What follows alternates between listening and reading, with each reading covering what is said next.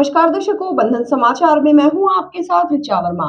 खबर जिला बिजनौर से है, जहां से हम आपको दिखाते हैं हमारे संवाददाता तुषार वर्मा की खास रिपोर्ट। लोकसभा 2024 के मतदान की तिथि जैसे जैसे नजदीक आ रही है, वैसे वैसे राजनीतिक पार्टियों के दिग्गज नेताओं द्वारा अपने प्रत्याशियों के समर्थन में लोकसभा में पहुंचकर उनके पक्ष में जनता को साधने के लिए रैलियां भी की जा रही है। उसी कड़ी में बसपा सुप्रीमो मायावती ने आज बिजनौर के नुमाइश ग्राउंड में पहुंचकर चुनावी जनसभा को संबोधित किया।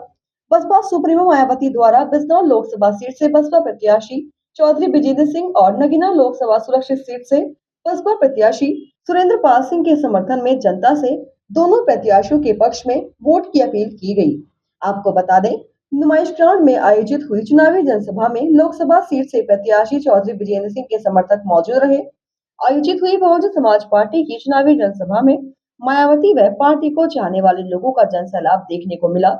बसपा सुप्रीमो मायावती भी मंच से सभा में एकत्रित हुई भीड़ को देखकर गदगद नजर आई और उन्होंने जनसभा में पहुंचे सभी लोगों का आभार व्यक्त किया। मायावती द्वारा अपने 29 मिनट के दिए गए भाषण में भाजपा सरकार और इंडिया गठबंधन को लेकर कई तरह की बातें की गई। सबसे पहले उन्होंने अपने चुनाव लड़ने को लेकर कहा कि बहुजन समाज पार्टी बिना किसी समर्थन के अकेले ही लड़ रही है और बहुजन समाज पार्टी पिछली बार की तरह इस बार भी बिजनौर व नगीना सहित सभी सीटों पर अपना परचम लहराएगी। उन्होंने कहा कि कांग्रेस पार्टी खत्म होने की कगार पर है। भाजपा और अन्य विपक्षी दल की करनी और कथनी में अंतर है। बसपा ने कभी कोई चुनावी घोषणा पत्र जारी नहीं किया, बिना घोषणा पत्र के ऐतिहासिक कार्य किए हैं। साथ ही उन्होंने आजाद समाज पार्टी पर बोलते हुए कहा कि उनके विपक्ष में कई छोटे छोटे दल खड़े हो चुके हैं जो बहुजन समाज पार्टी से जुड़े दलित समाज को बांटने का काम कर रहे हैं। विपक्षी दलों ने सिर्फ उन लोगों को अपने साथ जोड़ा है जो कुछ पैसों के लिए बीएसपी पार्टी को छोड़कर उनके दलों में शामिल हो गए हैं, जिससे बहुजन समाज पार्टी का वोट अपनी ओर खींच सके। बीजेपी ने जो दलित समाज व अन्य समाज के लोगों को अपनी सरकार में मंत्री और अन्य कई पदों पर बैठाया है, वह सिर्फ आप लोगों को बहलाने के लिए है, जिससे बसपा का वोट विपक्षी दल अपनी ओर कर सके। उन्होंने कहा कि बहुजन समाज पार्टी में सभी वर्गों को एक जैसा मान सम्मान दिया जाता था। हमारी यूपी में 4 बार सरकार रही है। पुलिस भर्ती व अन्य पदों पर हुई भर्तियों में कभी कोई भेदभाव नहीं किया गया। बहुजन समाज पार्टी हर वर्ग हर जाति को साथ लेकर चलने का काम करती है। साथ ही बसपा सुप्रीमो मायावती ने बिजनौर लोकसभा सीट से प्रत्याशी चौधरी विजेंद्र सिंह और नगीना सुरक्षित सीट से प्रत्याशी सुरेंद्र पाल सिंह के पक्ष में वोट देकर उन्हें संसद में पहुंचाने की अपील की। बीएसपी के नेतृत्व में हमारी सरकार बनी तो हमारी पार्टी की सरकार ने किसानों का हर स्तर पर उनके हितों का पूरा ध्यान रखा। उनको खेती करने के लिए जो सुविधाएं हैं तो वो आसान दामों में दी। उनकी जो फसल है उसका उचित दाम दिया। और इतना ही नहीं, आपके पश्चिमी यूपी में गन्ना काफी होता है। गन्ना किसान को भी उनके गन्ने का पूर्व की सरकारों की तुलना में वर्तमान सरकार की तुलना में भी काफी बढ़ाकर उनको दाम दिया था। इतना ही नहीं, बल्कि केंद्र में पूर्व की रही कांग्रेसी सरकार की तरह ही वर्तमान भाजपा सरकार में भी इनकी जातिवादी, हीन, सांप्रदायिक एवं पूंजीवादी सोच व नीतियों के चलते ही पूरे देश में सर्व समाज में से खासकर गरीबों, दलितों, आदिवासियों, पिछड़े वर्गों, मुस्लिम एवं अन्य धार्मिक अल्पसंख्यक समाज के लोगों का भी पूर्ण रूप से विकास व उत्थान आदि नहीं हो सका है। और इस संदर्भ में वैसे आप लोगों को ये मालूम है कि पूरे देश में यहाँ दलितों, आदिवासियों एवं अन्य पिछड़े वर्गों का सरकारी नौकरियों में वर्षों से अधूरा पड़ा आरक्षण का कोटा भी अभी तक पूरा नहीं भरा गया है। विशेषकर एससी व एसटी वर्गों के सरकारी कर्मचारियों का पदोन्नति में आरक्षण भी अब काफी हद तक प्रभावहीन ही बना दिया गया है।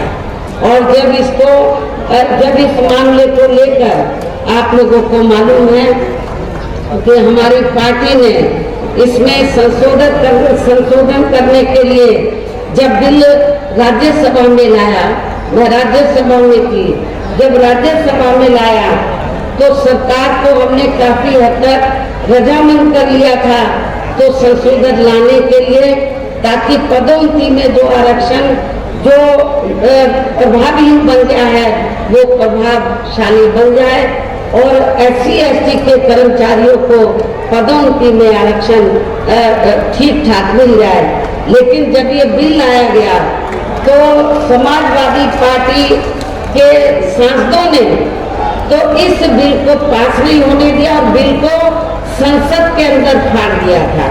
अब किस मुंह से समाजवादी पार्टी के लोग ये कहते हैं दलितों को कि आप हमें वोट, जिस समाजवादी पार्टी ने SC/ST के का जो पदोन्नति में आरक्षण का विधेयक है उसको पास नहीं होने दिया, ऐसे पार्टी के उम्मीदवार की जमानत जब्त कराना ये आप लोगों की जिम्मेदारी बनती है।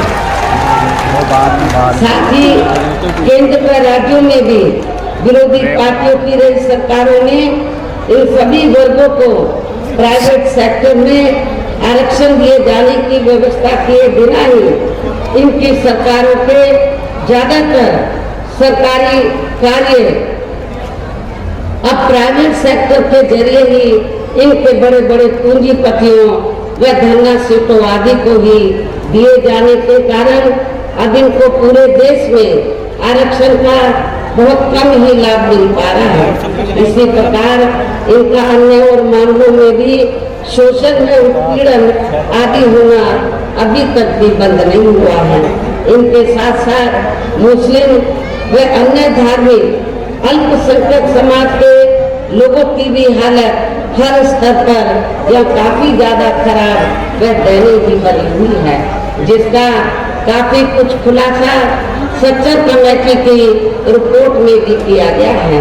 इतना ही नहीं बल्कि पिछले कुछ वर्षों से केंद्र व अधिकांश राज्यों में भी बीजेपी व RSS की सरकारों के चलते हुए अब इनका विकास एवं उत्थान आदि होना भी काफी हद तक बंदशाही हो गया है।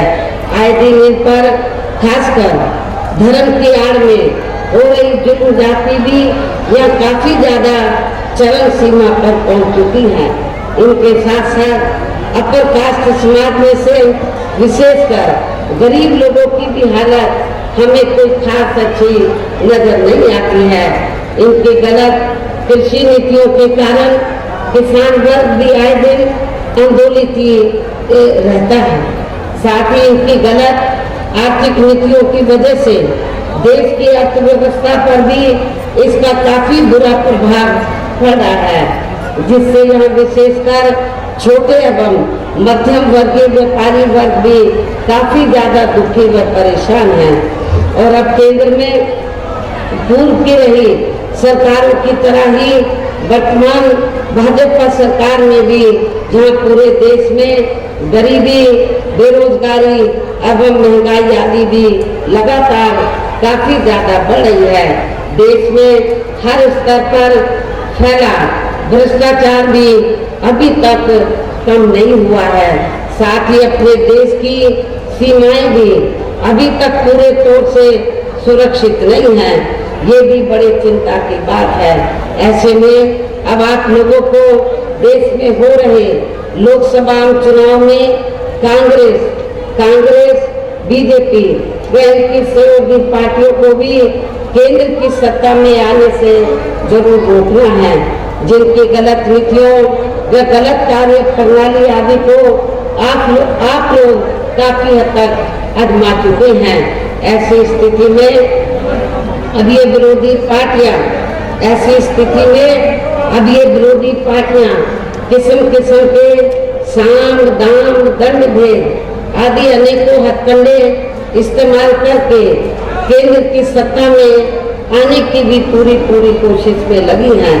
वे अपने प्रदेश एवं देश के भी हित में, अपने क्षेत्र के भी हित में अपने वोटों को यहाँ कांग्रेस, बीजेपी व अन्य विरोधी पार्टियों को न देकर केवल अपनी एकमात्र हितैषी पार्टी बहुजन समाज पार्टी को ही देना है। जो ये पार्टी उत्तर प्रदेश की तरह ही केंद्र में भी अपनी पार्टी की सरकार बनने पर फिर पूरे देश में यह अपनी पार्टी के सर्वजन हिताय व सर्वजन सुखाय की नीतियों पर आधारित सरकार चलाएगी। इसके साथ साथ केंद्र से जुड़ी आपके क्षेत्र की जो भी यहाँ स्थानीय समस्याएं होंगी तो उन्हें भी फिर दूर करने का हर संभव पूरा प्रयास किया जाएगा। साथ ही यहाँ गरीबों, मजदूरों, बेरोजगारों, कर्मचारियों, किसानों, छोटे व्यापारियों एवं अन्य मेहनतकश लोगों के हितों का भी विशेष ध्यान रखा जाएगा। सर्व समाज में से खासकर दलितों, आदिवासियों, पिछड़े वर्गों, मुस्लिम व अन्य धार्मिक अल्पसंख्यक समाज के लोगों के विकास एवं उत्थान के साथ साथ हर स्तर पर इनकी सुरक्षा आदि के लिए भी सख्त कदम उठाए जाएंगे। और तभी फिर यहाँ वास्तव में अपने देश के महान संतों, गुरुओं व महापुरुषों में भी विशेषकर महात्मा ज्योतिराव फूले, श्री छत्रपति शाहू जी महाराज, श्री नारायण गुरु, बाबा साहब डॉक्टर भीमराव अम्बेडकर एवं मान्यवर श्री काशीराम जी, चौधरी चरण सिंह जी का भी सपना अधूरा रहा सपना जरूर साकार हो सकता है, जिनको यूपी में हमारी पार्टी की नई सरकार द्वारा हर स्तर पर पूरा आदर सम्मान दिया गया। और आप लोगों को मैं भी यहाँ भी बताना चाहती हूँ कि जब हमारी पार्टी की बनी सरकार ने और खास तौर से चौथी बार जब पूर्ण बहुमत की सरकार बनी और हमने उत्तर प्रदेश में दबे कुचले लोगों के हितों में, वैसे तो सर्व समाज के हितों का हमने पूरा ध्यान रखा था, लेकिन दबे कुचले लोगों के हितों में जब हमने कुछ जरूरी व ठोस कदम उठाए तो ये विरोधी पार्टियों को अच्छा नहीं लगा। और खास तौर से जब हमने अपने संतों, गुरुओं और महापुरुषों को विभिन्न रूपों में आदर सम्मान दिया, उनके नाम से स्मारक बनाए, उनकी प्रतिमाएं लगाई, संग्रहालय बनाए, ये सब अच्छा नहीं लगा। और नतीजा क्या हुआ? तो तब फिर चाहे कांग्रेस हो, बीजेपी हो, सभी पार्टियों को ये लगा कि ऐसा न हो, अभी तो बीएसपी देश के सबसे बड़े प्रदेश उत्तर प्रदेश में सत्ता पर काबिज हुई है, कई केंद्र की सत्ता में बीएसपी काबिज न हो जाए। बीएसपी अभी तो यूपी में काबिज हुई है, कल वो केंद्र की सत्ता में न काबिज हो जाए तो बीएसपी को रोकने के लिए आप लोगों को मालूम है तब फिर सभी विरोधी पार्टियों ने अंदर मिलकर तो बीएसपी का जो बेस वोट है दलित वोट, तो उसको बांटने के लिए, उसको कमजोर करने के लिए, बीएसपी को कमजोर करने के लिए तब फिर इन सभी विरोधी पार्टियों ने दलितों में, आदिवासियों में, पिछड़ों में जो स्वार्थी किस्म के लोग हैं, जो बिकाऊ किस्म के लोग हैं, उनको बैलेंस करके तोड़कर तो विरोधी पार्टियों ने तो काफी संगठन बना डाले, काफी छोटी पार्टियां बना डाली।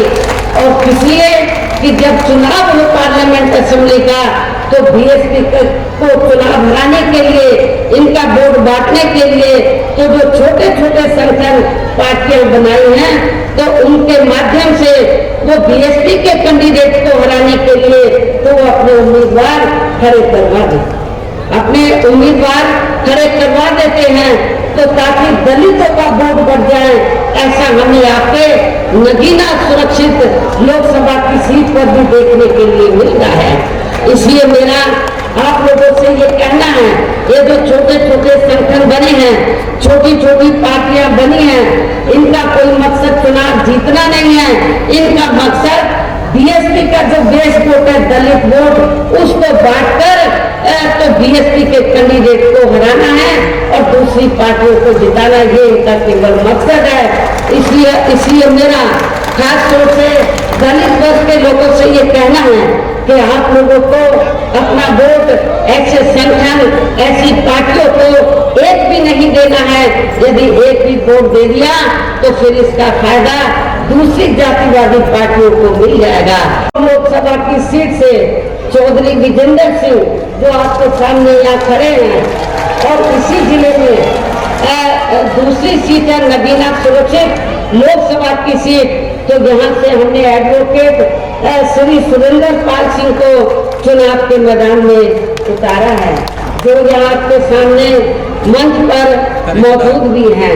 तो उन्हें आप लोगों को जरूर कामयाब बनाना है, जिसके लिए यहाँ पार्टी के सभी स्तर के छोटे बड़े पदाधिकारी व कार्यकर्ता आदि पूरे जी जान से लगे हैं।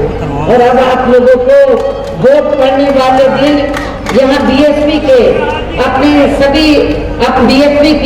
पार्टी के इन सभी उम्मीदवारों को बीएसपी का जो चुनाव चिन्ह हाथी है, हाथी चुनाव चिन्ह के सामने वाले बटन को दबाकर आप लोगों को बीएसपी के इन दोनों प्रत्याशियों को रिकॉर्ड तोड़ वोटों के अंतर से जरूर जिताना है। इस अपील के साथ ही मैं अपनी बात यही समाप्त करती हूँ। जय भीम, जय भारत। और इसी के साथ जुड़े रहे बंधन समाचार के साथ।